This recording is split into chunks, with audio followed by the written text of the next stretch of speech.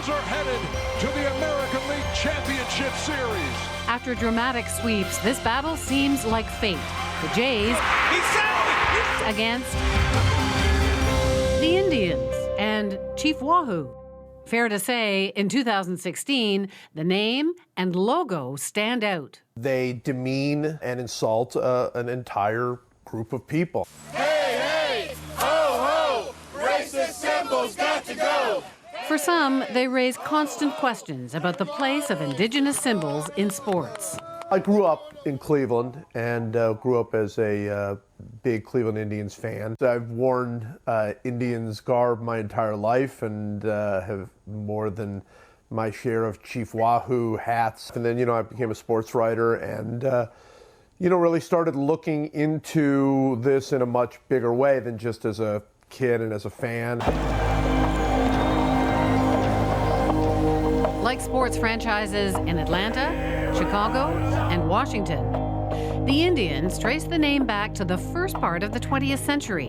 In 1914, the team finally decided to just come up with a name. They put a little task force together, and they came up with the Indians. That was the year that the Boston Braves had their Miracle Brave season where they came out of nowhere to win the World Series.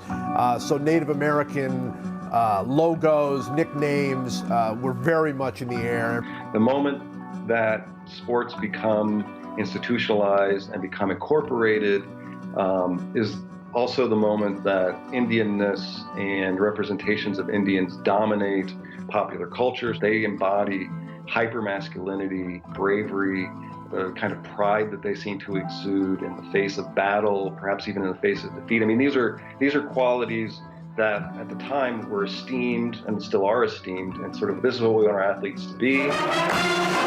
Every war dance and headdress justified as an honor, decade after decade.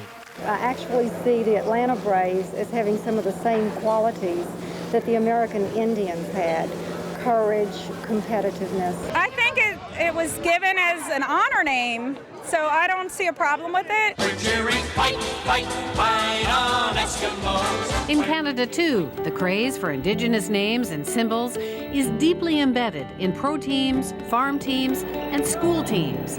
But there's a recent wave of awareness. I felt dehumanized. I felt degraded to be who I am. From Saskatoon to Nepean, smaller teams have changed. California last year passed a law banning demeaning team names at schools. Native Americans are the only group of people in this country who are forced to tolerate a dictionary-defined racial slur as a sanctioned team name and logo for public schools. But pro teams have drawn a red line.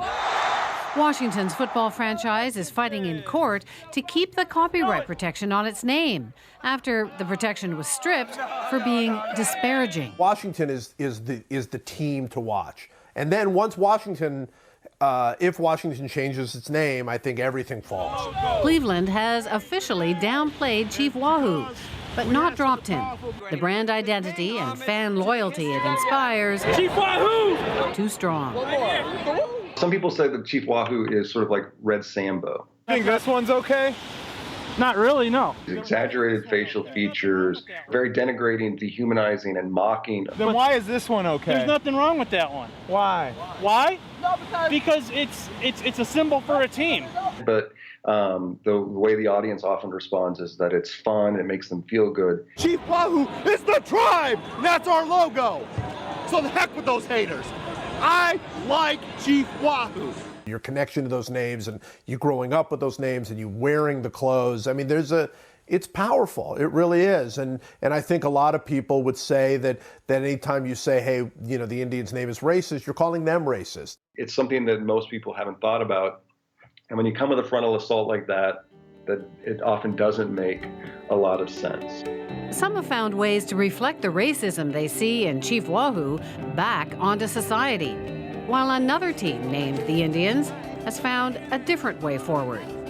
The minor league team in Spokane is called the Spokane Indians, and they worked with the tribe to sort of redesign their uniforms, which now have a Salish word for Spokane and for, as the Spokane identify themselves on their jersey, right? And so it's a really interesting example of a team being responsive to an indigenous group. We are Spokane Indians, right? Because we're the Spokane tribe of Indians, and you're the Spokane Indians because that's your baseball team. And so it's a really interesting sort of cross-cultural dialogue. If we can't fix this, how can we fix anything bigger? You know, I mean, it's like if we can't just get rid of names that offend an entire group of people, how are we supposed to actually, you know, make the real changes that are necessary? For now, many will watch the game, refuse to speak Cleveland's name, and hope the best team wins.